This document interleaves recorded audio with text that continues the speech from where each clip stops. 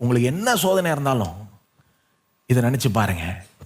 நீங்கள் ஃபேஸ் பண்ணுற இந்த சோதனை என்ன வேணா இருக்கட்டும் சொல்லுகிறேன். நீங்கள் ஃபேஸ் பண்ணுகிற சோதனை இயேசு புரிஞ்சிக்க முடியாதுன்னு நினைக்காதீங்க. அவர் நல்லாவே புரிஞ்சுக்கிறார். இன்னும் கேட்டால் அதையும் மேற்கொண்டிருக்கிறார். அதையும் ஏதோ ஒரு விதத்தில் அவர் ஃபேஸ் பண்ணியிருக்கிறார். அதையும் நீங்கள் ஃபேஸ் பண்ணுற சோதனையை அவரும் ஏதோ ஒரு விதத்தில் ஃபேஸ் பண்ணியிருக்கிறார். அதான் வசனம் சொல்லுகிறது. எல்லா விதத்திலையும் நமக்கு ஒப்பானவராக ஆக்கப்பட வேண்டியதாக இருந்தது. அப்போதான் நமக்கு ஒரு இரக்கமுள்ள உண்மையுள்ள பிரதான ஆசாரியனா இருக்க முடியும். ஒருத்தர் ஜனங்களுக்கு நல்லா ஊழியம் செய்யணும்னா அவங்க மத்தியிலே வாழணும். அவங்க ஃபேஸ் பண்ணுறதையும் ஓரளவுக்கு ஃபேஸ் பண்ணணும். அப்போ தான் அவங்கள புரிஞ்சுக்க முடியும். அப்போ தான் அவங்களுக்கு ஏற்ற விதத்தில் ஊழியத்தை செய்ய முடியும். இதை இயேசு காமிச்ச மாதிரி யாருமே காமிக்கல. அங்கிருந்து இங்கே வந்தார். நம்மளை போலவே ஆயிட்டார்.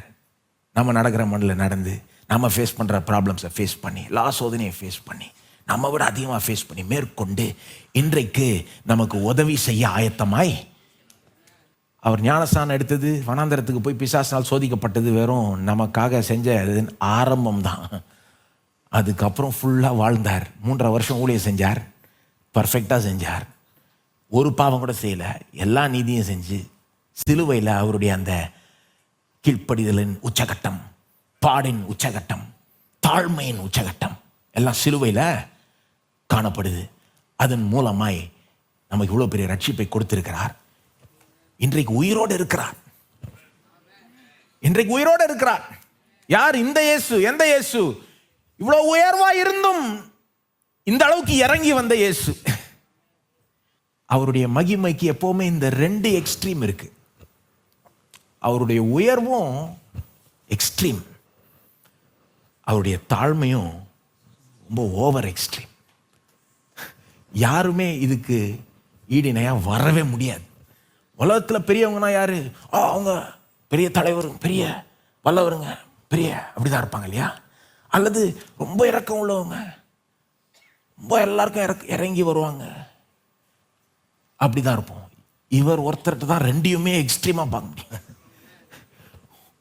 உயர்வும் தாழ்வும் ஒரே நபரில் பூரணமாய் கலந்து வருகிறது. அவர் தான் நம்முடைய இயேசு. இப்படிப்பட்ட இயேசு தான் இன்னைக்கு நமக்கு உதவி செய்ய ஆயத்தமா இருக்கிறார். என்ன மாதிரி?